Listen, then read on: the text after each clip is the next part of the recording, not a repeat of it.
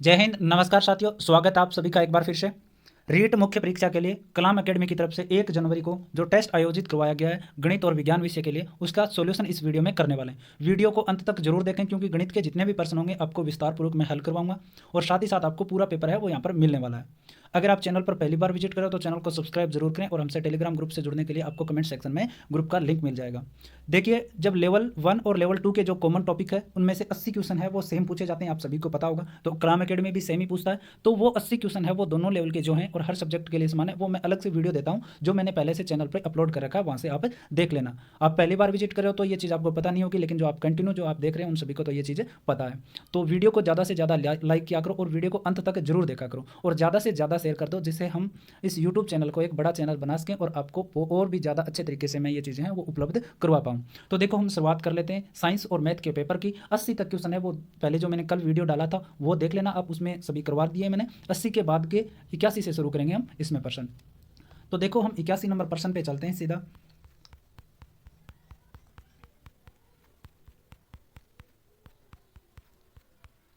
देखो, कमेंट जरूर किया करो, लाइक भी जरूर किया करो। देखो, पहला प्रश्न जो अपना आता है, देखो इसमें थोड़ी सी समस्या आती है कि सर जो पेपर है वो क्लियर नहीं दिखता। तो आप सभी को पता है कि सैंपल जो पेपर है वो हमें नहीं दिया जाता कलाम एकेडमी की तरफ से। हम भी इधर उधर से, आप सभी को पता है कि जो भी जानकार होते हैं उनसे मंगवाते हैं। तो कुछ बार क्या है कि फोटो थोड़ा क्लियर नहीं आ पाती, इस वजह से थोड़ा हो जाता है। लेकिन मैं जो क्वेश्चन थोड़े बहुत अगर कम दिखाई देते हैं तो वो मैं उनको बोल के बताता हूँ, तो आप उससे समझ लेना। तो देखो, प्रश्न दिया है कि निम्नलिखित कथनों पर विचार कीजिए। साफ नहीं दिखाई दे रहा ये, आगे और प्रश्न है वो साफ दिखाई देंगे, हो सकता है इसमें 5-10 प्रश्न है वो साफ ना दिखें, लेकिन मैं बोल के बता दूंगा। निम्नलिखित कथनों पर विचार कीजिए। क्या दिया है? कथन दिया है कि हल्के रंगीन कपड़ों को गर्मी में, हल्के रंगीन कपड़ों को गर्मी में क्या दिया जाती है? वीर्यता दी जाती है। और इसका कारण बताया कि हल्के रंग उष्मा को कम अवशोषित करते हैं। तो देखो, कथन हमें बताया कि हल्के रंगीन कपड़े हैं वो गर्मी में ज़्यादा पहने जाते हैं, और कारण क्या बताया इसका कि ये हल्के रंग उष्मा को कम अवशोषित है वो करते हैं। तो बताओ, ये बिल्कुल सही है कि गर्मी में हल्के रंग के कपड़े पहने जाते हैं, और हल्के रंग के जो कपड़े होते हैं वो उष्मा भी क्या करते हैं? कम अवशोषित, जिससे गर्मी कम लगती है। इसीलिए क्या पहने जाते हैं? हल्के रंग के कपड़े। तो दोनों ही सही है, इसमें कारण सही है कि हल्के रंग जो उष्मा को कम अवशोषित करते हैं, इसीलिए क्या करते हैं? गर्मियों में हल्के रंग के कपड़े पहनते हैं। तो दोनों सही है, कथन और कारण। तो इसमें 1 नंबर वाला ऑप्शन सही हो जाएगा। तो देखो, इसमें साफ दिखे भी ना तो भी, लेकिन मैंने बता दिया ना बोल के, आपको समझ में आ गया होगा। उसके बाद में देखो, हम 82 नंबर क्वेश्चन पे चलते हैं। हमें बताया है कि निम्न में से कौन सा कथन सही है। निम्न में से कौन सा कथन है वो सही है, वो हमसे पूछा है। तो कौन सा हो जाएगा कि 32 डिग्री जो फ़ारेनहाइट है वो 0 डिग्री सेल्सियस के तापमान के क्या होता है? समान होता है। 32 डिग्री फ़ारेनहाइट जो तापमान होता है वो किसके बराबर होता है? 0 डिग्री सेल्सियस के। यही हमसे इसमें पूछा गया है, तो ये कथन सत्य हो जाएगा। उसके बाद में हमें पूछा है कि न्यूनतम संभव ताप है, न्यूनतम संभव ताप कितना हो सकता है? तो कितना हो सकता है? -273 डिग्री सेल्सियस है वो न्यूनतम तापमान हो सकता है। कितना? -273 डिग्री सेल्सियस। उसके बाद में देखो, 84 नंबर क्वेश्चन पे हम चलते हैं। तो 84 नंबर में देखो क्या दे रखा है कि दिए गए कथनों को पढ़िए तथा सही विकल्प का क्या करना है? चयन करना है। दिए गए कथनों पर विचार करना और सही कथन का क्या करना है? चयन। देखो, कथन नंबर 1 दे रखा और कथन नंबर 2 दे रखा है। 1 नंबर बताया कि डॉक्टर तापमापी का परिसर है वो 35 डिग्री सेल्सियस से 42 डिग्री सेल्सियस होता है। डॉक्टर तापमापी, डॉक्टर तापमापी का जो परिसर होता है वो कितना होता है? 35 डिग्री सेल्सियस से 42 डिग्री सेल्सियस होता है। ये इसने हमें बताया है। तो देखो, एकदम बिल्कुल सही है ये बात। तो डॉक्टर तापमापी का जो परिसर 35 डिग्री सेल्सियस से 42 डिग्री सेल्सियस होगा, और प्रयोगशाला तापमापी का परिसर कितना होता है? -10 डिग्री सेल्सियस से 110 डिग्री सेल्सियस। तो ये भी बिल्कुल सही है। डॉक्टर तापमापी का परिसर 35 डिग्री सेल्सियस से 42 डिग्री सेल्सियस, और प्रयोगशाला जो तापमापी होता है उसका परिसर 10 डिग्री सेल्सियस से -110 डिग्री सेल्सियस। ठीक है, अब देखो हम आगे चलते हैं। आगे तो इसमें क्या हो गए? दोनों ही कथन सत्य हैं, तो कौन सा ऑप्शन सही हो जाएगा? इसमें 2 नंबर वाला कथन है वो सही हो जाएगा। एक कथन एक सही है और 2 सही है, 2 नंबर ऑप्शन सही हो जाएगा। अब देखो, 85 में हमें क्या बताया है कि निम्नांकित में से सही कथन है। हमें सही कथन पूछा है। पिघलने पर ठोस सामान्यतः फैलता है। पिघल जाएगा ना कोई भी ठोस तो क्या करेगा? वो फैल जाएगा। बिल्कुल सही है। जब भी कोई बर्फ जमी हुई है, अगर वो पिघलेगी तो क्या करेगी? वो फैल जाएगी। बर्फ का घनत्व पानी से कम होता है। बिल्कुल सही है, तभी तो वह पानी में क्या होती है? तैर पाती है। इसी वजह से पानी का जो बर्फ का घनत्व है वो पानी से कम होता है। पिघलने पर बर्फ है वो सिकुड़ती है। तो जैसे जैसे बर्फ पिघलेगी वैसे वैसे क्या हो जाएगा? सिकुड़ जाएगी। ये भी बिल्कुल सही है। तो तीनों की तीनों इसमें कथन क्या है? सही है। तो 4 नंबर वाला ऑप्शन इसमें सही हो जाएगा। उसके बाद में देखो, 86 नंबर जो क्वेश्चन दे रखा है कि जब जल को 0 डिग्री सेल्सियस से 100 डिग्री सेल्सियस तक गर्म किया जाता है तो जल का घनत्व कितना होगा? जब जल को 0 डिग्री सेल्सियस से 100 डिग्री सेल्सियस तक क्या किया जाए? गर्म, तो उसका घनत्व क्या होगा? ये हमसे पूछा है। तो देखो, जब भी जल को हम 0 से 100 तक गर्म करेंगे तो पहले तो क्या होता है? बढ़ता है जो घनत्व होता है। ठीक है, उसके बाद में क्या हो जाएगा? घट जाएगा। ठीक है, गर्म करेंगे शुरुआत में, बढ़ जाएगा, फिर क्या हो जाएगा, कम हो जाएगा। बर्फ के दो टुकड़ों को आपस में दबाने पर टुकड़े आपस में चिपक जाते हैं। जब भी दो बर्फ के जो टुकड़े होते हैं उनको हम रगड़ते हैं तो दोनों क्या हो जाते हैं, चिपक जाते हैं। ऐसा किस कारण से होता है वो हमसे पूछा है। किससे? दाब अधिक होने से बर्फ का गलना क्या हो जाता है, घट जाता है, तो टुकड़े आपस में चिपक जाते हैं। उसके बाद में देखो 88 नंबर क्वेश्चन हम बात करें कि निम्न में से असत्य कथन हमें बताना है कि कौन सा कथन है वो असत्य है। ध्वनि वस्तुओं में क्या करती है, कंपन से ध्वनि वस्तुओं में कंपन से उत्पन्न होती है। बिल्कुल सही है कि जब भी कोई ध्वनि जब उत्पन्न होती है वो जब वस्तुओं में क्या हो, कंपन हो, तभी उत्पन्न होती है। बिल्कुल सही है। और ध्वनि की प्रवणता का मात्रक क्या होता है, डेसिबल होता है। ध्वनि प्रवणता का मात्रक डेसिबल, बिल्कुल सही है। और ध्वनि का वेग ठोस में क्या होता है, सर्वाधिक होता है। ध्वनि का वेग किस में होता है, सर्वाधिक, ठोस में होता है, तो ये भी सही है। तो एक ही ऑप्शन बचा 2 नंबर वाला कि ध्वनि तरंगों के संचरण के लिए माध्यम की आवश्यकता नहीं होती। ये बिल्कुल सही गलत है, क्योंकि ध्वनि जो तरंगें होती है उसके संचरण के लिए उसमें माध्यम की आवश्यकता होती है। देखो लाइक जरूर कर दिया करो वीडियो को, और शेयर भी ज़्यादा से ज़्यादा कर दिया करो। जो भी आपके ग्रुप हो, या हो सकता है आप टेलीग्राम अगर आप स्टेटस में लगा पाओ या सबको फॉरवर्ड कर पाओ तो जरूर कर दिया करो। क्योंकि अपने चैनल को अगर थोड़ा अच्छे से बड़ा हो गया तो मैं आपको ये सारी चीज़ें हैं वो थोड़ा सेटअप लगा के और अच्छे से बता पाऊंगा। एक तरंग की चाल है वो 30 मीटर प्रति सेकंड है तथा तरंग दैर्ध्य 50 है, तो तरंग की आवृत्ति कितनी होगी। मैं दोनों चीज़ें बोल के बता दी है कि तरंग की जो चाल है वो कितनी है, 350 मीटर प्रति सेकंड। ठीक है, तरंग की चाल है 350 मीटर प्रति सेकंड, और इसकी क्या दे रखी है, तरंग दे रखी है 50। तो हमें तरंग की क्या पूछी है, आवृत्ति पूछी है कि क्या होगी। ठीक है, तो आवृत्ति कितनी हो जाएगी, 700 हर्ट्ज हो जाएगी। कितनी हो जाएगी, 700 हर्ट्ज है वो आवृत्ति हो जाएगी। ये इसमें उत्तर बन जाएगा। तरंग की चाल दे रखी है और तरंग दे रखी है और तरंग की आवृत्ति पूछी है, तो आपको क्वेश्चन मिल गया। उसके बाद में देखो हमें दे रखा है 90 नंबर क्वेश्चन। थोड़ा स्पष्ट नहीं दिख रहा ना, तो 90 नंबर क्वेश्चन में मैं आपको बता देता हूँ बोल के। इसमें दे रखा है कि कोई प्रतिध्वनि 3 सेकंड बाद क्या होती है, सुनाई देती है। कोई भी प्रतिध्वनि है वो 3 सेकंड बाद क्या होती है, सुनाई देती है। यदि ध्वनि की चाल क्या हो, ध्वनि की चाल है वो क्या हो, 342 मीटर प्रति सेकंड हो, तो स्रोत व परावर्तक सतह के बीच की दूरी है वो कितनी होगी, वो हमसे पूछा गया। कोई भी ध्वनि है उसकी प्रतिध्वनि 3 सेकंड बाद सुनाई देती है। ध्वनि की जो चाल है वो अगर 342 मीटर प्रति सेकंड हो, तो जो स्रोत होगा और परावर्तक सतह होगा उनके बीच की दूरी कितनी होगी, वो हमसे पूछा है। तो प्रश्न लिख लेना है आपको, अगर आप साथ में लिखते हो तो यही प्रश्न है कि कोई प्रतिध्वनि 3 सेकंड पश्चात सुनाई देती है। यदि ध्वनि की चाल 342 मीटर प्रति सेकंड हो, तो स्रोत और परावर्तक सतह के बीच की दूरी है वो कितनी होगी, वो हमसे पूछा गया है। तो कितनी हो जाएगी इसमें, 518 है या 515 के लगभग है, इसमें थोड़ा स्पष्ट नहीं दिखाई दे रहा, मीटर हो जाएगी। देखो इसमें आपको पर्सन होने चाहिए। अब ये तो है नहीं कि सेम जो चीज़ें इसमें दे रखी है वो रिपीट हो जाएगी। जब मैंने पर्सन, जब साइंस के स्टूडेंट हो तो पर्सन मैं आपको बता देता हूँ कि इस प्रकार से ये पर्सन बना है, और इसमें लगभग जो आंकड़े होते हैं वो मैं सही बता देता हूँ। एक आध पर्सन है क्या कि फोटो है वो कुछ बार हम पीडीएफ जब बनाते हैं, फोटो खींच के बनाते हैं, तो कुछ बार वो हो जाता है, या कुछ बार ये हो जाता है कि जो भी स्टूडेंट है जो टेस्ट दे के आते हैं उनसे मंगवाते हैं तो उनके फोटो में हो जाती है दिक्कत, इसकी वजह से। तो अब देखो 91 नंबर में दे रखा है, 90 नंबर हो गया क्या, हाँ 90 नंबर हो गया। अब देखो 91 नंबर में दे रखा है कि V1, V2 और V3 क्रमशः क्या है, वायु, जल और इस्पात में ध्वनि की गति है। तो देखो V1, V2 और V3 जो क्रमशः है वायु की, जल में और इस्पात में क्या है, ध्वनि की गति है। तो इनका क्रम पता पूछा है हमसे कि इनका क्रम है वो जो ध्वनि जो गति होगी ना ध्वनि की, वो किस में ज़्यादा होगी और किस में कम होगी। इनको हमें क्या करना है, क्रम में सेट करना है। ठीक है, यही प्रश्न है इसमें। V1, V2, V3 क्रम से वायु, जल और इस्पात में ध्वनि की गति है, तो इनमें हमें क्रम बताना है कि किस में ज़्यादा होगी किस में कम होगी। ठीक है, उसके बाद में देखो हम चलते हैं। देखो ये तो स्पष्ट है, वो बिल्कुल भी दिखाई नहीं दे रहा, तो करना पॉसिबल भी नहीं होगा।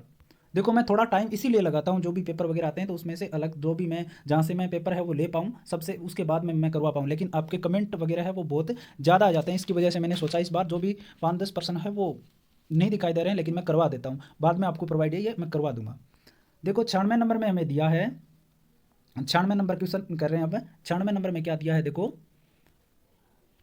सुमेलित करने का प्रश्न है। कॉलम 1 और कॉलम 2 से हमें क्या करना है, सुमेलित करना है। ठीक है, तो देखो कॉर्निया और लेंस के बीच भरा पारदर्शी द्रव्य, कॉर्निया और लेंस के बीच भरा जो पारदर्शी द्रव्य है वो क्या होता है, नेत्रोद या जलीय द्रव्य। लेंस और रेटिना के मध्य भरा जो पारदर्शी द्रव्य है, क्या लेंस और रेटिना के बीच जो पारदर्शी द्रव्य होता है वो किससे मिलाएंगे, काचाप द्रव्य से। देखो ये दो मिल गए। कॉर्निया के पीछे हरे रंग की पेशीय संरचना, कॉर्निया के पीछे हरे रंग की पेशीय संरचना, और नेत्र का वह भाग जिस पर प्रतिबिंब बनता है वो वाली। तो नेत्र के कौन से भाग में प्रतिबिंब बनता है, रेटिना पर, और कॉर्निया के पीछे गहरे रंग की जो पेशीय संरचना होती है वो क्या होती है, परितारिका होती है। तो कॉर्निया और लेंस के बीच बड़ा पारदर्शी द्रव्य होता है नेत्रोद या जलीय द्रव्य, और लेंस और रेटिना के मध्य बड़ा पारदर्शी द्रव्य क्या होता है, काचाप द्रव्य। और नेत्र के कौन से भाग पर प्रतिबिंब, रेटिना पर। और कॉर्निया के पीछे हरे रंग की पेशीय संरचना क्या होती है, परितारिका। तो इसमें सम्मिलित करने वाला हो गया ना 4, 1, 2 और 3, ये वाला ऑप्शन है इसमें सही हो जाएगा। तो इसमें कौन सा ऑप्शन दे रखा है, ऐसा 2 नंबर ऑप्शन दे रखा है। ठीक है। उसके बाद में देखो हमसे पूछा है कि प्रकाश वायु से 1.50 अपवर्तनांक की कांच की प्लेट में प्रवेश करता है। देखो प्रकाश है जो वायु से 1.50 अपवर्तनांक की कोई कांच की प्लेट है उसमें प्रवेश करता है, तो कांच में प्रकाश की चाल है वो कितनी होगी, वो हमसे पूछा गया है 97 नंबर क्वेश्चन में। तो कितनी हो जाएगी इसमें, 2 × 10⁸ मीटर प्रति सेकंड है वो इसमें चाल हो जाएगी प्रकाश की। उसके बाद में देखो हम चलते हैं, ये भी स्पष्ट नहीं दिख रहा, देखो इसीलिए मैं थोड़ा सा टाइम लगाता हूँ कोई भी पेपर जो होता है, लेकिन आपकी जो आप जो कमेंट करते हो और आप जो जल्दबाजी करते हो उसमें, उसके लिए मेरे को इस बार है वो थोड़ा जल्दी लेके आना पड़ा, क्योंकि आपको पता है कि मैं सारे पेपर करवा रहा हूँ। जब कोई पहली बार करवा रहा है तब तो फिर भी देखें कि हमें पता है कि पेपर आपको मिलने वाला है। तो कमेंट आप इस प्रकार से किया करो कि सर हाँ हम इंतजार करने, आप पेपर जब पूरा आ जाए तो हमें प्रोवाइड करना। तो देखो 101 नंबर में मैं पहले तो आपको क्वेश्चन है वो बोल के बता देता हूँ। कुछ क्वेश्चन ऐसे हैं जो मुझे तो दिखाई देते हैं, लेकिन जब वीडियो बन जाता है उसके बाद में वो दिखाई है वो नहीं देते होंगे। तो 101 नंबर क्वेश्चन की हम बात करते हैं। तो ये है कि जब धूप वर्षा की बूंदों पर गिरती है, जब धूप होती है जो सूर्य की धूप है वो जब वर्षा की बूंदों पर गिरती है तो क्या बनता है, इंद्रधनुष बनता है। जब भी धूप क्या बनती है, वर्षा की बूंदों पर, तो इंद्रधनुष बनता है। इसके लिए निम्नलिखित में से कौन सी भौतिक परिघटनाएं जिम्मेदार है। जब धूप वर्षा की बूंदों पर गिरती है तो इंद्रधनुष बनता है। इसके लिए निम्नलिखित में से कौन सी परिघटनाएं जिम्मेदार है। तो देखो क्या क्या होता है इंद्रधनुष बनने में, जो वर्षा की बूंदों पर प्रकाश पड़ता है तो एक तो अपवर्तन होता है, आंतरिक परावर्तन होता है, और एक क्या होता है, प्रक्षेपण होता है। तीनों घटनाएं हैं वो होती है। तो इसके लिए क्या हो जाएगा, 4 नंबर ऑप्शन ए, बी और सी दोनों से। उसके बाद में देखो हमें दे रखा 102 नंबर, ये भी स्पष्ट नहीं दिख रहा होगा लेकिन मैं आपको बोल के बता देता हूँ 102 नंबर भी। तो देखो मानव नेत्र की तंत्रिका कोशिकाएं, मानव नेत्र की तंत्रिका कोशिकाएं शलाकाओं तथा शंकुओं के विषय में निम्नलिखित में से कौन सा कथन सही है। मानव नेत्र की तंत्रिका कोशिका, शलाकाओं और शंकुओं के विषय में निम्नलिखित में से क्या सही होगा वो हमसे पूछा गया। तो इसमें क्या होता है कि शंकु है वो तीव्र प्रकाश के लिए सुग्राही होते हैं। शंकु क्या होते हैं, तीव्र प्रकाश के लिए क्या होंगे, सुग्राही होंगे। ये इसमें सही हो जाएगा। उसके बाद में देखो भूकंप मुख्य प्रगति तरंगों से पहले किस प्रकार की ध्वनि उत्पन्न होती है। तो जो भूकंप, ये प्रश्न थोड़ा सा स्पष्ट नहीं दिख रहा, ये यही है ना, भूकंप मुख्य प्रभावित तरंगों से पहले किस प्रकार की ध्वनि उत्पन्न करता है। तो देखो इसमें कौन सा ऑप्शन है वो सही हो जाएगा 103 नंबर में। 103 नंबर में क्या सही हो जाएगा इसमें, पराश्रव्य अपश्रव्य तरंगे, शायद यही दे रखा है ना, अपश्रव्य तरंगे वाला ऑप्शन है वो सही हो जाएगा इसमें। उसके बाद में देखो ये भी थोड़ा स्पष्ट है, वो नहीं दिखाई दे रहा लेकिन मैं आपको बोल के बता देता हूँ। ठीक है, 103 नंबर प्रश्न है ना ये, 102 तो हो गया अपना, 103 हो गया, 104 नंबर क्वेश्चन है। तो देखो 104 नंबर क्वेश्चन है वो तो देखो बिल्कुल भी स्पष्ट नहीं दिखा रहा तो मैं नहीं बना पाऊंगा, लेकिन 105 नंबर मैं आपको बता दूंगा। 105 नंबर में बताया कि पृथ्वी पर ऋतुएं बदलती है। पृथ्वी पर क्या होती है, ऋतुएं बदलती है। क्यों बदलती है ये हमसे पूछा है। ऑप्शन दे रखे हैं 4 की ऋतुएं पर जो पृथ्वी पर जो ऋतुएं बदलती है वो किस कारण से बदलती है, ये हमसे पूछा गया 105 नंबर में। ठीक है, तो देखो इसमें क्या सही हो जाएगा कि पृथ्वी का घूर्णन कक्ष एक्स है वो इसकी कक्षा के तल के सापेक्ष झुका हुआ, इस कारण से पृथ्वी पर क्या बनती है, ऋतुएं बनती है। पृथ्वी पर ऋतुएं क्यों बनती है, क्योंकि पृथ्वी का घूर्णन एक्स है वो इसकी कक्षा के तल के सापेक्ष क्या है, झुका हुआ, इस कारण से क्या बनती है, यहाँ पर ऋतुएं बनती है। तो देखो 5 से 10 क्वेश्चन ऐसे हैं जो स्पष्ट शायद नहीं दिखाई दे रहे होंगे, और मैं हो सकता है बहुत सारे क्वेश्चन तो मैं करवा दूंगा, लेकिन ये ऐसे क्वेश्चन है जो शायद बच जाएंगे। तो मैं कोशिश करूंगा जब नेक्स्ट वीडियो आपके लिए डालूंगा तो ये क्वेश्चन आपके लिए लेके आ जाऊंगा, क्योंकि आप लगातार बने हुए हैं तो आज ही तो पेपर है नहीं, और मैं कंटिन्यू आपको क्वेश्चन है वो दे रहा हूँ। उसके बाद में देखो आगे वाला प्रश्न है 106 नंबर। मैं स्पष्ट बोल के बता देता हूं कि चंद्रमा की सतह पर खड़ा हुआ कोई अंतरिक्ष यात्री किसी गेंद को ऊपर की ओर फेंकता है तो गेंद, प्रश्न लिख लेना है क्या, कि चंद्रमा की सतह पर खड़ा हुआ कोई व्यक्ति मतलब अंतरिक्ष यात्री है वो कोई भी गेंद ऊपर की ओर फेंकता है। कहां पर खड़ा है, चंद्रमा पर। तो गेंद है वो किस प्रकार से है वो परिवर्तन होगा, उसमें गेंद ऊपर जाएगी, नीचे जाएगी, ठहर जाएगी, ये वाले इसमें क्या दे रखा है, ऑप्शन दे रखा है 106 में। तो क्या हो जाएगा कि ऊपर जाएगी और चंद्रमा की सतह पर वापिस आ जाएगी। जब भी कोई चंद्रमा की सतह पर खड़ा हुआ कोई अंतरिक्ष यात्री है वो गेंद को ऊपर फेंकता है तो ऊपर जाएगी वो गेंद, और उस चंद्रमा की सतह पर क्या हो जाएगी, वापिस है वो आ जाएगी। ठीक है, तो ये हो गया 106 नंबर क्वेश्चन।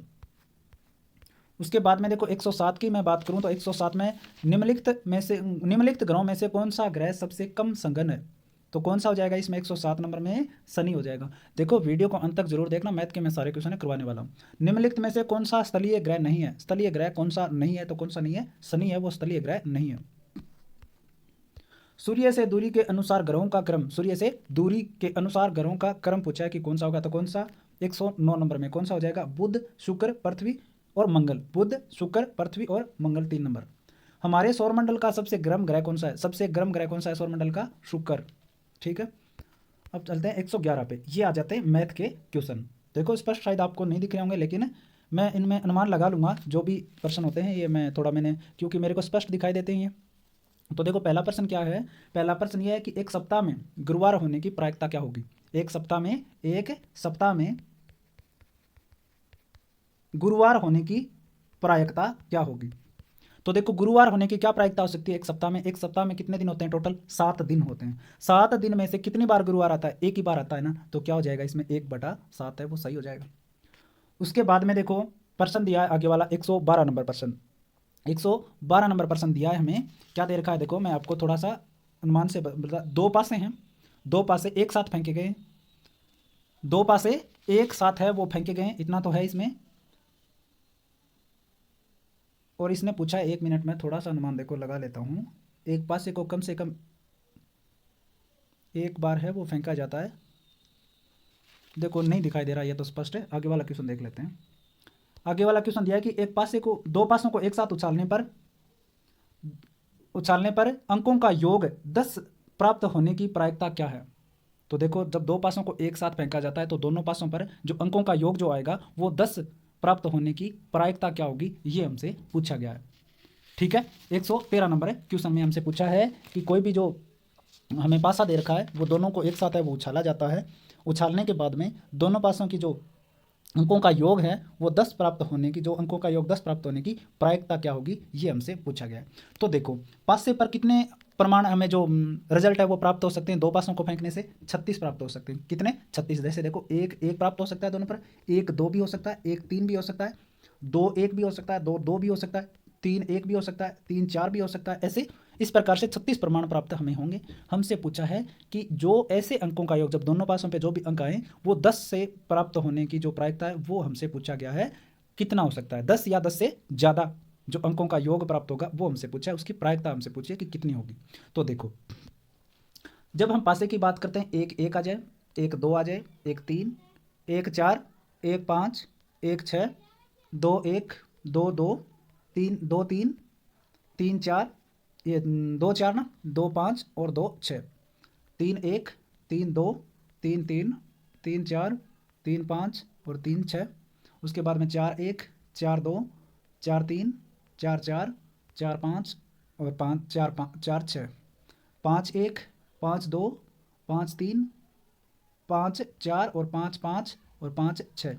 इसी प्रकार से 6 1, 6 2, 6 3, 6 4, 6 5 और 6 6। इस प्रकार से पासे हैं वो 36 प्राप्त होते हैं। हमें पूछा है कि जब दोनों पासों को एक साथ फेंका जाए तो दोनों जो अंक आएंगे उन दोनों अंकों का योग या तो क्या हो 10 हो या 10 से ज़्यादा हो। ऐसे कितनी प्रायिकता है वो बन सकती है? तो देखो 1 और 1 अगर आ जाए तो योग 10 नहीं होगा, तो इस लाइन, तो ये वाली लाइन तो पूरी नहीं आएगी ना। जब दोनों पास ही तो आ रहे हैं, एक पर एक, एक पर भी, दूसरे पर भी एक, एक पहले पर एक तो दूसरे पर 2, तो ये लाइन नहीं होगी। 6 तो ये कम हो जाएंगे। ठीक है, उसके बाद में देखो ये वाली लाइन भी नहीं आएगी, क्योंकि 2 1 3 हो जाएंगे, 2 2 4 हो जाएंगे, 2 और 3 5 हो जाएंगे, और 2 और 4 6 हो जाएंगे, और 2 और 5 7 हो जाएंगे, 2 और 6 8 हो जाएंगे। तो 6 और 6 12 पासा तो कम हो गया, सीधी सी बात है।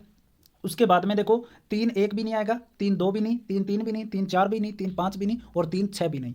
तो ऊपर वाली तो दोनों की तीनों लाइन है वो कट हो गई उनमें। और कितने परिणाम होते हैं उसमें? 6 6 12 और 6 18 होते हैं। उसके बाद में 4 1 भी नहीं आएगा, 4 2 भी नहीं आएगा, 4 3 भी नहीं आएगा, 4 4 भी नहीं आएगा, और 4 5 भी नहीं आएगा, लेकिन 4 6 आएगा, क्योंकि 6 और 4 कितने? 10 होते हैं। और इसने कहा है कि जब दोनों पास के अंकों का योग 10 हो या 10 से ज़्यादा तो 1 हो गया। फिर 5 और 1 नहीं आएगा, 5 2 नहीं आएगा, 5 3 नहीं आएगा, 5 4 नहीं आएगा, 5 10 तो आएगा ना।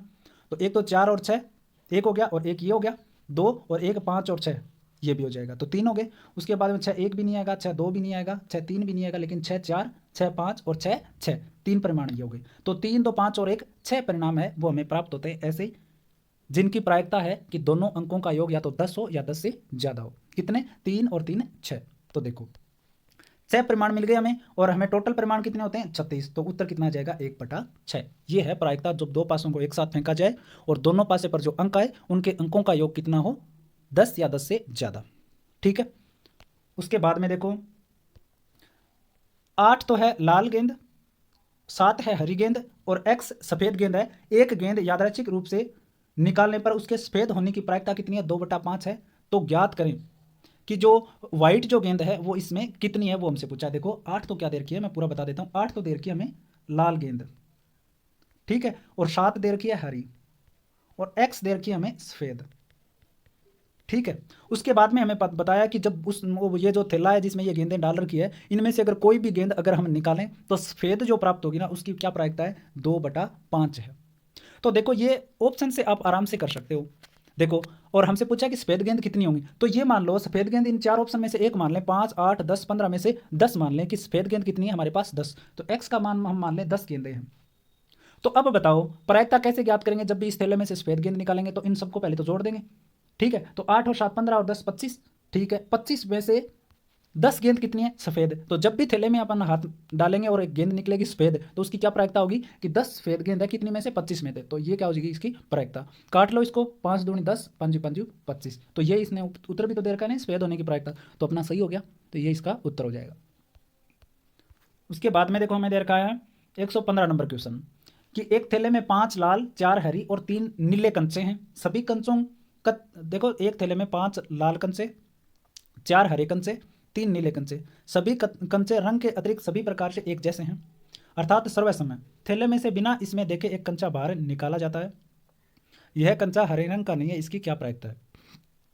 देखो एक थैला, इसमें 5 तो लाल है, 4 है हरी और 3 है नीली, तो कितनी गेंद होगी, 5 और 4 9 और 3 12 गेंदें होगी टोटल। और इसने पूछा है कि बिना थैले में देखे गेंद बाहर निकाली जाती है और उसकी प्रायिकता क्या है कि वह हरे रंग की नहीं होगी। तो देखो हरे रंग की नहीं होगी, इसका मतलब जो ये ग्रीन वाला जो 4 ही तो है, 4 के अलावा जो भी गेंद निकलेगी वो क्या हो जाएगी, हरे रंग के अलावा। तो कितनी होगी, 5 और 3 8, तो ये लो, और टोटल कितनी है 12। इनमें से हरी तो नहीं निकलनी चाहिए ना, तो 4 ही तो है, इन 4 गेंदों को छोड़ दो आप, तो काटोगे 4 दूनी 8 और 4 दिया 12, 2/3 इसका क्या हो जाएगा, उत्तर हो जाएगा। ठीक है, उसके बाद में देखो 116 नंबर पे क्वेश्चन पे चलते हैं हम। दो पासों को एक साथ फेंकने पर एक पासे पर दूसरे से बड़ा अंक प्राप्त होने की प्रायिकता क्या होगी। वही पासे में 36 परिणाम होंगे, जो मैंने पीछे आपको बताया है कि जो पासा फेंकते हो जब दो पासे एक साथ, तो 36 परिणाम प्राप्त होते हैं। और हमें बताया कि एक पासे पर दूसरे से बड़ी संख्या प्राप्त होने की प्रायिकता है, वो हमसे पूछा है कि कितनी हो सकती है। ठीक है, तो देखो इसको किस प्रकार से करना है ये आपको मैं बता देता हूँ। देखो पूछा इसने कि जैसे पहले पर क्या हो जाए, एक पासे पर दूसरे से बड़ा, जैसे देखो 1 और 2, ये तो देखो दूसरे में बड़ा हो गया, पहला छोटा हो गया है, तो ये परिणाम तो नहीं होगा। फिर एक एक एक भी तो नहीं होगा ना, दोनों बराबर बराबर है, ये इसको छोड़ देते हैं। 1 3, ये भी नहीं आएगा क्योंकि दूसरा बड़ा है पहला छोटा, और इसने बताया कि दूसरे से पहला बड़ा होना चाहिए। 1 4, 1 5 और 1 6, ये परिणाम तो इसमें नहीं जुड़ेंगे। क्यों नहीं जुड़ेंगे, क्योंकि इसने स्पष्ट लिखा है कि जब दो पासों को एक साथ फेंके तो एक पासे पर दूसरे से बड़ा अंक प्राप्त होने की, तो पहली वाली लाइन तो इसमें नहीं आएगी। उसके बाद में 2 1, बताओ आ सकता है ना, क्योंकि दूसरे पासे पर 1 आया और पहले पर 2, तो हो सकता है। 2 2, 2 3, ये बिल्कुल नहीं आएगा क्योंकि दूसरे पे बड़ा हो गया पहले पे छोटा, तो इसके बाद वाले परिणाम नहीं आएंगे। 3 1 आ सकता है ना, दूसरे पर छोटा है पहले पे बड़ा है। 3 2 भी आ सकता है, और 3 3 को छोड़ देते हैं। उसके बाद में 3 4 हो जाता है, तो ये भी नहीं आएगा। उसके बाद में देखो हम बात करें, 4 1 आ सकता है, 4 2 भी आ सकता है, 4 3 भी आ सकता है, और 4 4 को एक बार छोड़ लो। उसके बाद में 5 1 भी आ सकता है, 5 2 भी आ सकता है, 5 3 भी आ सकता है, 5 4 भी आ सकता है, और 6 1 भी आ सकता है, 6 2 भी आ सकता है, 6 3 भी आ सकता है, 6 4 भी आ सकता है, 6 5 भी आ सकता है। तो इस प्रकार से ये हमसे पूछा है कि बड़ा अंक प्राप्त होने की, पहले पासे पर दूसरे से बड़ा अंक प्राप्त होने की प्रायिकता क्या होगी। तो देखो इसमें हो जाएंगे ऐसे 20 रिजल्ट प्राप्त होते हैं हमें, जो पहले पासे पर बड़ा हो और दूसरे पे क्या हो, छोटा हो। तो 36 में से 20 आ जाएंगे, तो 4 5 में 20 और 4 निमा 36, तो 5/9 क्या हो जाएगा, इसका उत्तर हो जाएगा। उसके बाद में देखो ताश की 52 पत्तों की एक गड्डी से एक पत्ता यादृच्छिक रूप से निकाला जाता है, क्या प्रायिकता है कि पत्ता हुक्म का हो या इक्का हो। तो देखो गड्डी में कितने पत्ते होते हैं, 52 पत्ते होते हैं, उसमें से क्या निकाला जाता है कि पत्ता हुक्म का हो। तो कोई भी जो ताश की गड्डी होती है उसमें हुक्म के कितने पत्ते होते हैं, 13 पत्ते होते हैं। उसके बाद में साथ में ये कहा कि या इक्का भी हो, तो देखो एक इक्का तो इस 13 पत्तों में शामिल है ना, हुक्म वाले में हुक्म का इक्का, इसके अलावा कितने और इक्के बच गए, 3 और इक्के बच गए, तो ये लो 3 इक्के और जोड़ देंगे, तो टोटल कितने हो गए, ये 16। ये इसने बताया कि या तो कोई भी हुक्म का पत्ता निकल जाए या इसमें कोई भी इक्का निकल जाए। तो 13 तो हुक्म के पत्ते होते हैं इसमें, और 3 इक्के इसके अलावा और होते हैं, क्योंकि एक का हुक्म का पत्ता तो इस 13 में शामिल हो गया। तो ये टोटल कितने होंगे? 16 पत्ते हो गए। तो 52 में से 16 पत्ते निकलेंगे, यही प्रायिकता बन जाएगी इसकी। तो इसको काट दो, 4 से 4 चौका 16 और 13 चौके 52, 4/13 क्या हो जाएगा? इसमें उत्तर आ जाएगा। उसके बाद में देखो 118 में दे रखा है, यदि कोई घटना घटित नहीं हो सकती तो इसकी प्रायिकता क्या है? जब कोई घटना घटित ही नहीं हो सकती तो उसकी प्रायिकता हमेशा कितनी होती है? 0 होती है। उसके बाद में देखो हमसे पूछा है, यदि किसी घटना की प्रायिकता P है तो उसकी पूरक घटना है वो प्रायिकता क्या हो सकती है? तो जब भी कोई प्रायिकता का ऐसा क्वेश्चन करते हैं, जब हमें प्रायिकता दे रखी और उसकी पूरक घटना की प्रायिकता पूछे हमसे, तो हमें हमेशा क्या करना है? एक में से माइनस कर देना है। तो ये इसकी पूरक घटना की क्या बन जाएगी? प्रायिकता बन जाएगी।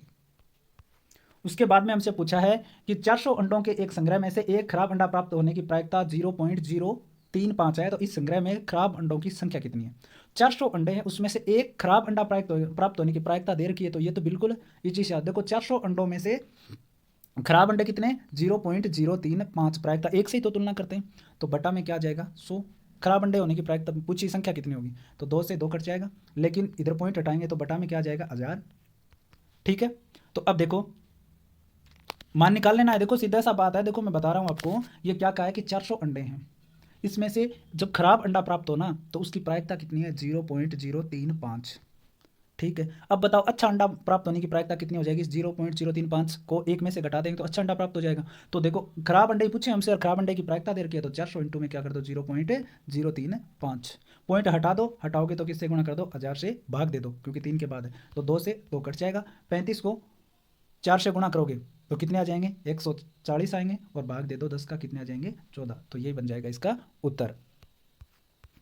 उसके बाद में देखो 121 नंबर क्वेश्चन की हम बात करते हैं कि किसी स्कूल में 5 सदन ABCDE है, किसी कक्षा में 23 विद्यार्थी है। देखो जो ABCDE जो सदन है उन सब की संख्या कितनी है? 23 है। ठीक है, जिनमें 4 तो A सदन के हैं, 4 तो A सदन के, 8 B सदन के, 5 C सदन के और 2 D सदन के, तथा शेष क्या है? E सदन के हैं। तो देखो 4 तो A के हो गए, 8 B के हो गए तो कितने हो गए? 12, 5 C के हो गए 17 और 2 किसके हो गए? D के, कितने हो गए? 19। टोटल 23 है, तो E का मान कितना आ गया हमारे पास? 4। यह पूछ रहा है कि ABC से नए होने की प्रायिकता, जब भी कोई विद्यार्थी को मॉनिटर चुना जाए तो A, B और C में से वो मॉनिटर ना चुना जाए, इसकी क्या प्रायिकता है? तो बताओ ABC वाली संख्या है वो छोड़ के बाकी जो D और E बचा उनकी संख्या है, उनमें से अगर प्राप्त हो जाए तो वही हो जाएगा ना। तो D तो 2 है और E कितना है? 4, तो 6 बन गया। किस में से? 23 में से। बाकी का बचा वो ABC का है, तो इनमें से हमें सेलेक्ट नहीं करना है, तो ये बन जाएगी अपनी प्रायिकता। तो ये अपना उत्तर हो जाएगा। उसके बाद में देखो 122 में पूछा है कि दो पासों को एक साथ फेंका जाता है तो इन पर आई संख्याओं का गुणनफल लिख लिया जाता है, तो इसकी क्या प्रायिकता है कि वह गुणनफल 9 से क्या होगा? कम होगा।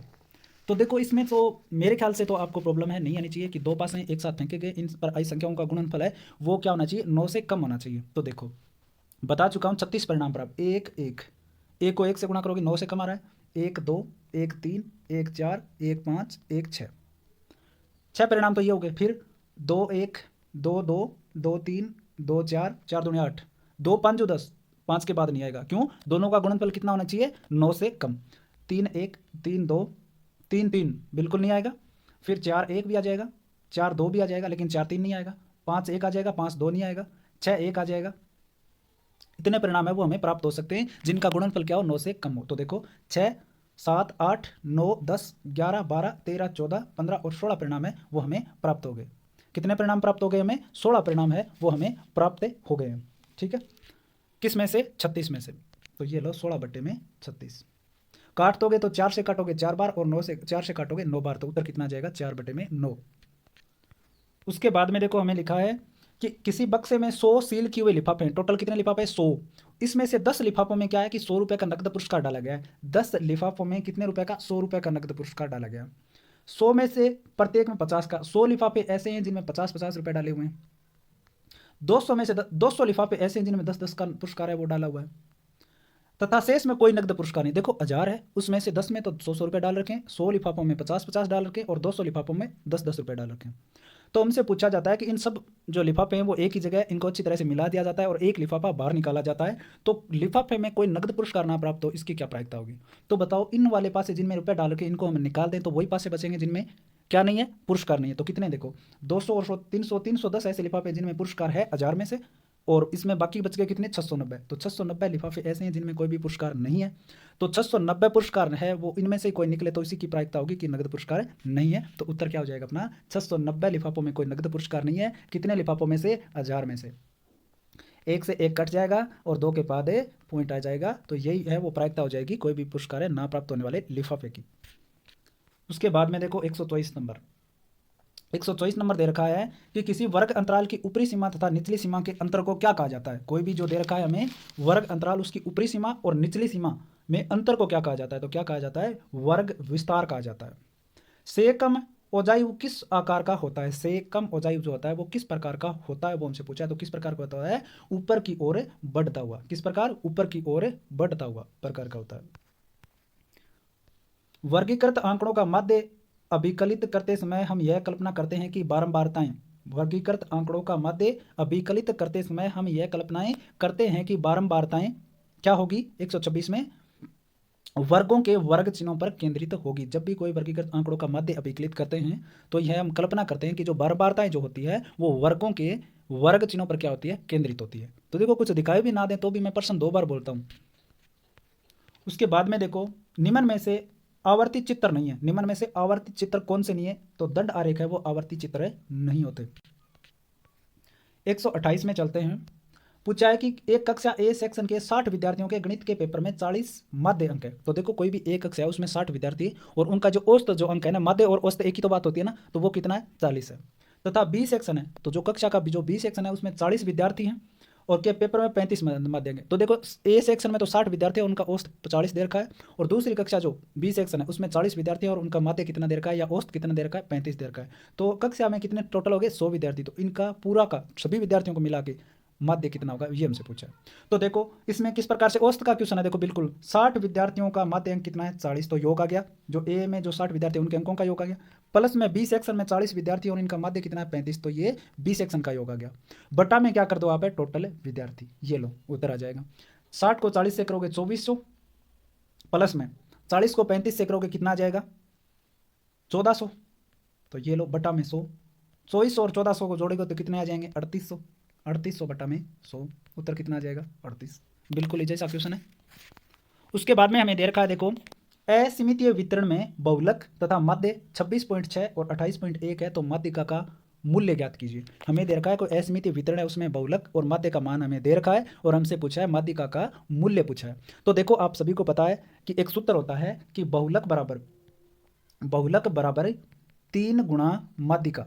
3 गुणा माध्यिका माइनस में 2 गुणा माध्य। ये वाला आपको सूत्र लिख लेना है अगर आपने नहीं लिखा है कि बहुलक और माध्य और माध्यिका में जो संबंध होता है वो होता है कि बहुलक बराबर 3 गुणा माध्यिका माइनस 2 गुणा माध्य। तो इसमें इसको क्या रखना है उत्तर आ जाएगा। तो देखो बहुलक कितना दे रखा है 26.6 बराबर होता है 3 गुणा माध्यिका का क्या मान लूं मैं m 3 गुणा माध्यिका माइनस में 2 गुणा माध्य कितना है 28.1। ठीक है।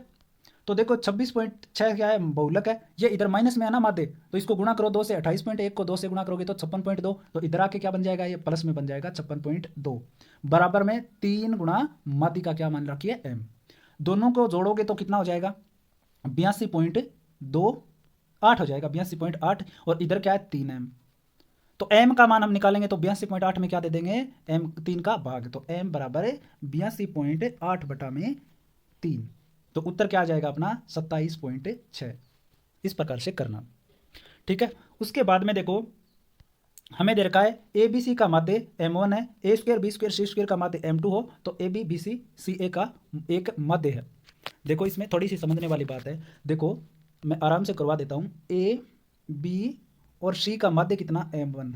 माध्य क्या होता है अगर जो भी संख्याएं हमें दे रखी है उन जितनी भी संख्या जैसे 3 संख्या हमें दे रखी है और उसके माध्य से गुणा कर दें तो बताओ तीनों संख्याओं का योगफल प्राप्त होता है या नहीं। अगर आपने पढ़ा है तो थोड़ा बहुत। तो देखो क्योंकि मैं प्रॉपर क्लास तो लगा नहीं रहा आपको मैं बता रहा हूँ। तो देखो जब a प्लस बी प्लस सी का आप योग निकालोगे तो क्या होता है कि कितनी संख्याएं हैं 3 माध्य कितना है m1। तो ये क्या हो जाएगा इनका योग हो जाएगा। ठीक है। जब भी औसत देख लो माध्य और औसत एक ही बात होती है कि जो योगफल हमें चाहिए तो संख्याओं का गुणनफल इंटू औसत क्या होता है उन संख्याओं का योगफल होता है। उसके बाद में ए स्क्वायर प्लस में बी स्क्वायर प्लस में सी स्क्वायर का भी हमें क्या चाहिए, योग चाहिए, क्योंकि हमें दे रखा है कि ए square B square C square का माध्य कितना है m2। तो बताओ योगफल कितना आ जाएगा इनका, 3 गुणा m2। बताओ ये बात समझ में आ गई क्या? ये बात पहले समझ में आनी चाहिए कि ए बी सी का माध्य अगर m1 है तो a प्लस बी प्लस सी का योग कितना हो जाएगा, 3 गुणा m1। क्यों हुआ? क्योंकि जो माध्य होता है उसको संख्याओं से, जितनी संख्या है उनसे गुणा कर दें तो क्या प्राप्त होता है, योगफल। तो ए बी सी 3 संख्याएं, माध्य कितना m1, तो 3 से गुणा कर देंगे तो क्या आ जाएगा, योग। A square B square C square का माध्य है m2, तो हमें चाहिए A square plus B square plus C square कितना आ जाएगा, 3m2। याद रख लेना इस चीज़ को। अब देखो आपने सूत्र पढ़ा होगा ए प्लस बी प्लस सी का होल स्क्वायर कितना होता है, ए स्क्वायर प्लस में बी स्क्वायर प्लस में सी स्क्वायर प्लस में 2 ए बी बी सी और सी ए। होता है कि नहीं? होता है ना। तो ए प्लस बी प्लस सी का मान हमने कितना निकाला है, 3m1 की होल स्क्वायर बराबर ए square plus B plus C square का मान कितना निकाला है हमने, 3m2। ठीक है, प्लस में 2ab bc और ca, यही तो निकाला है ना। अब देखो इसको हल करेंगे हम तो 9m1 की स्क्वायर, ये इधर प्लस में है ना तो इधर क्या आ जाएगा माइनस में, 3m2। तो 9m1 की स्क्वायर माइनस 3m2 बराबर क्या आ जाएगा, 2 कोष्टक शुरू A B plus B C plus C A, ये आ जाएगा अपने पास। तो देखो 2ab bc और सी ए बराबर क्या आया है, 9m1 की स्क्वायर माइनस 3m2। हल करना है बस। तो देखो ए बी बी सी और सी ए बराबर क्या आ जाएगा, देखो इनमें 9m1 की स्क्वायर माइनस 3m2 है तो इसमें से 3 कॉमन ले लेंगे तो क्या आ जाएगा, 3m1 की स्क्वायर माइनस में m2। ठीक है, और बटा में क्या आ जाएगा, इधर वाला 2 इसके बटा में चल जाएगा। तो ये आ गया ए बी बी सी सी ए का योग। जब बताओ कोई भी संख्याओं का आपको योग दिया हो तो आपको माध्य निकालना हो तो क्या करते हो, उस योग में, संख्याओं के योग में क्या देते हैं कि जो जितनी संख्याएं, जैसे एक संख्या, दो संख्या और तीन संख्याएं, तो इन संख्याओं का क्या दे देंगे, भाग। तो संख्या कितनी, 3, तो 3 का और भाग दे दो। ठीक है, तो 3 से 3 कट जाएगा, उत्तर क्या आ जाएगा, 3m1 की स्क्वायर माइनस 3m2 बटा में 2। तो ये वाला ऑप्शन इसमें सही हो जाएगा। देखो अगर समझ में नहीं आए तो क्योंकि मैं मोबाइल स्क्रीन पे आपको करवाता हूँ, तो आप अगर एक बार पॉज करके दोबारा से अगर देख लोगे तो आपको सारी चीज़ें समझ में आ जाएगा। वैसे भी आप तैयारी कर रहे हो, एग्जाम नज़दीक में, तो टॉपिक आपने पढ़े होंगे, तो शायद अगर आपके दिमाग में नहीं आ रहा हो तो मैंने चीज़ें बता दी कि इस प्रकार से आपको करना है। उसके बाद में देखो हमें पूछा है कि निम्नलिखित मदों की माध्यिका ज्ञात कीजिए। माध्यिका हमसे क्या पूछा है, ज्ञात करना पूछा है। तो माध्यिका जब भी हम ज्ञात करते हैं तो सबसे पहले उन आंकड़ों को क्या करते हैं, आरोही क्रम में व्यवस्थित करते हैं। तो देखो 15 20 20 23 23, ठीक है, उसके बाद में 25 26 27 35 और 40। तो ये हमें आंकड़े दे रखे हैं, 10 आंकड़े दे रखे हैं। क्या करना है माध्यिका ज्ञात करने से पहले कि जो भी आंकड़े दे रखे उनको आरोही क्रम में व्यवस्थित करो। हमने कर दिया, पहले छोटी फिर बड़ी फिर बड़ी फिर बड़ी। आंकड़े कितने, 10। तो आपको पता है कि माध्यिका ज्ञात करते समय जब आंकड़ों की संख्या क्या हो, सम हो, क्योंकि 10 ही तो आंकड़े ना, गिन लीजिए इनको, तो सम हो। तो माध्यिका ज्ञात करने का सूत्र क्या है, n बटा में 2 प्लस में n बटा 2 प्लस में 1 बटा में क्या होता है, 2। ये होता है सूत्र जब आंकड़े क्या हो, सम हो। तो देखो 10 ही तो है संख्या है टोटल, तो सम दे रखा है, तो n का मान क्या होता है, टोटल संख्या कितनी है, 10। तो देखो 10 बटा में 2 मैं कर रहा हूँ, देखो 10 बटा में 2 प्लस में 10 बटा में 2 प्लस में 1 बटा में क्या आ जाएगा, 2। याद रह जाएगा कि जब भी माध्यिका ज्ञात करते हैं तो जब आंकड़ों की संख्याएं सम हो तो सूत्र होता है n बटा 2 प्लस में n बटा 2 प्लस में 1 पूरे के भाग में 2। तो देखो 2 से काटेंगे 5 बार कट जाएगा, तो इधर तो 5, और 2 से काटेंगे 5 बार, और एक और है ना इसमें, तो 5 प्लस का 6 बटा में 2। तो देखो 5 प्लस में 6 बटा में 2। ठीक है, अब ये कह रहा है कि 5वां पद और छठा पद, छठा 6वां पद बटा में क्या दे दो, भाग दे दो। तो देखो हमने व्यवस्थित किया था 15 20 20 23 23 25 26 27 35 और 40।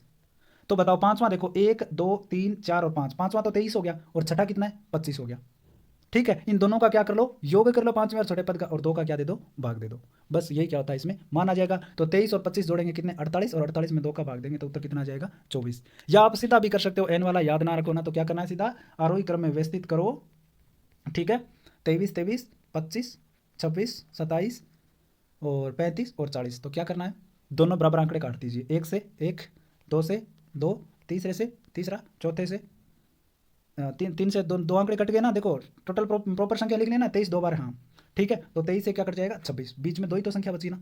तो इन दोनों संख्याओं को क्या कर दो, आपस में जोड़ दो, 23 और 25 को, और सीधा क्या कर दो, 2 से भाग दे दो, उत्तर आ जाएगा। उसके बाद में देखो हमें पूछा 132 नंबर क्वेश्चन है, वो देखो स्पष्ट है, दिखाई नहीं दे रहा तो नहीं कर पाएंगे। 136 भी नहीं दिख रहा, 135 134 नहीं दिख रहा था, 135 दिख रहा है। तो जो दिए गए आलेख को पढ़िए जो किसी कंपनी ने 2001 से 2005 के वर्षों में आय और व्यय को दर्शाता है। तो 2001 से लेकर 2005 तक की कोई कंपनी है, उसमें आय और व्यय को दर्शाता है। हमें पूछा है कि 2002 और 2003 की अवधि में कंपनी को हुए लाभों का अंतर। तो देखो 2002 में ये इधर वाली पट्टी तो क्या दे रखी है, हमें आय दे रखी है। ये वाली पट्टी जो है ना, ये तो है आय, और इसके दूसरी तरफ क्या दे रखा है, व्यय। तो आय क्या है इसमें 2002 में कंपनी की 80 लाख रुपए। व्यय कितना है देखो 40 लाख रुपए। तो माइनस कर दो तो बचत कितनी होगी, 40 लाख। 40 करोड़ों में दे रखा है भाई। तो 80 करोड़ और 40 करोड़, तो 80 करोड़ तो आय दे रखी है ये वाली जो दर्शाता है, और 40 करोड़ क्या है इसमें, व्यय। तो बचत कितना, 40 करोड़ 2002 की। इसी प्रकार 2003 में आय कितनी है, 60 करोड़। कितनी है, 60 करोड़ दे 60 करोड़ क्या, हाँ 60 करोड़ दे रखा है। और व्यय कितना दे रखा है इधर, 40 करोड़। तो ये लो 40 करोड़। तो बचत कितनी आएगी, 20 करोड़। 2002 में तो 40 करोड़ की बचत हुई थी और 2003 में 20 करोड़ की बचत हुई है। तो हमसे पूछा है जो लाभ हुआ है, लाभ बचत ही तो होता है, उनका अंतर क्या होगा। तो 40 में से क्या कर दो, 20 घटा दो, अंतर कितना आ गया, 20 करोड़ का आ गया।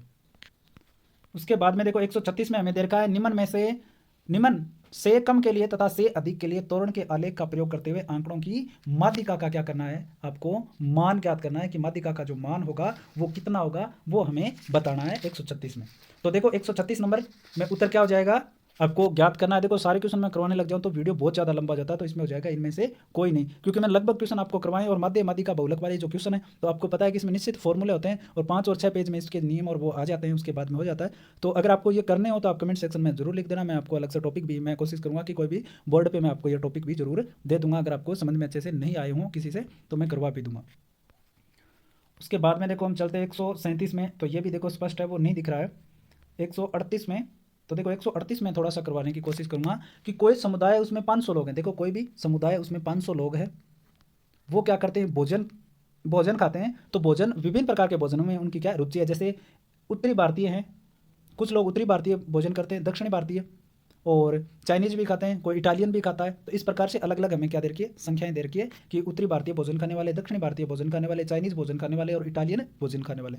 तो इसमें देखो एक हमें दिख रहा है इटालियन भोजन खाने वालों की संख्या क्या है, डी है, और इसमें क्या दे रखी है, 75 दे रखा है। आदमी कितने दे रखे हैं, 500। वर्त बनाना है तो क्या करना है, 360 डिग्री होता है ना वर्त, तो कोणों में बांट दो कि जो 360 डिग्री का जो कोण बनेगा ना, वो कितने लोगों में बनेगा, 500 में।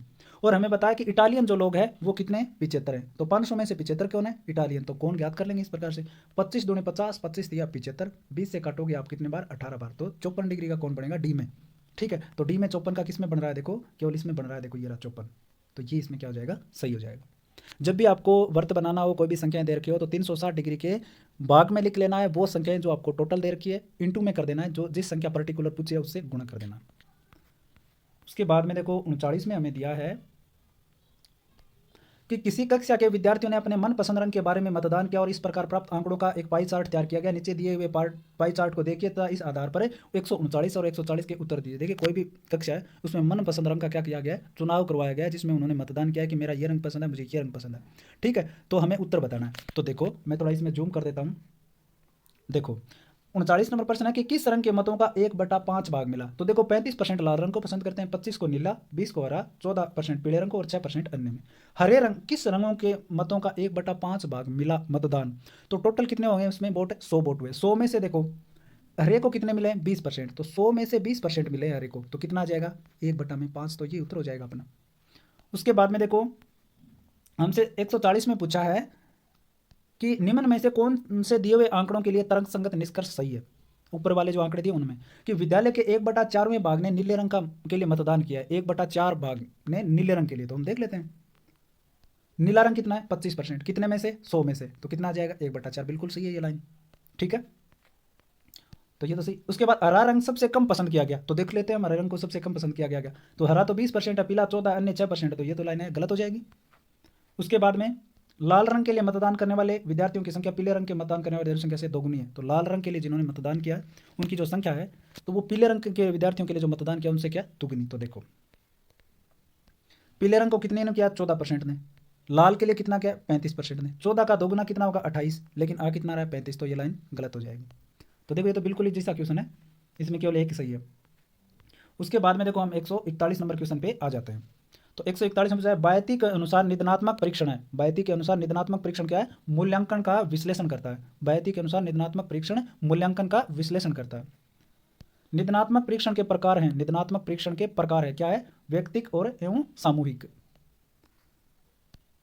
छात्र के अधिगम की कठिनाई का कारण हो सकता है, छात्र के अधिगम की कठिनाई का कारण क्या हो सकता है, शिक्षकों का त्रुटिपूर्ण ज्ञान, शिक्षकों का उच्चारण दोष, छात्र पर स्थानीय बोली का प्रभाव और घर पर उपयुक्त वातावरण का अभाव। चारों के चारों सही है इसमें, तो 4 नंबर सही हो जाएगा। निदानात्मक परीक्षण का कार्य है, निदानात्मक परीक्षण का कार्य क्या है, अधिगम की कठिनाई का पता लगाना, अधिगम की कठिनाई का पता लगाना। उपचारात्मक शिक्षण बुरी आदतें पढ़ने पर और अच्छी आदतें नहीं होने पर प्रदान किया जाता है। उक्त कथन किसका है, तो उपचारात्मक जो शिक्षण होता है वो बुरी आदत पड़ जाए या बुरी आदत अच्छी आदत न पड़े इसके लिए दिया जाता है। तो ये कथन किसने कहा था, गुलीन, मायर्स व ब्लोयर्स तीनों ने कहा था। उपचारात्मक शिक्षण की सफलता मुख्यतः निर्भर करती है, उपचारात्मक शिक्षण की जो सफलता वो किस पर निर्भर करती है, समस्याओं के कारण के सही पहचान पर निर्भर करती है। ये स्पष्ट है, वो नहीं दिख रहे। 150 नंबर क्वेश्चन की मैं बात करूं, शैक्षिक निदान की प्रक्रिया के अंतर्गत नहीं आता है, तो क्या नहीं आता, शिक्षण विधि का चयन नहीं आता। तो देखो लगभग मैंने पेपर करवा दिया, इसमें 5 से 10 क्वेश्चन ऐसे हो सकते हैं जो स्पष्ट आपको नहीं दिखे हों, बाकी मैंने बोल के बता दिया, ठीक है टोटल, और मैंने बता दिया आपको ये क्वेश्चन है वो आगे जब भी और दूसरा पेपर मैं करवाऊंगा उसमें आपको सम्मिलित कर दूंगा।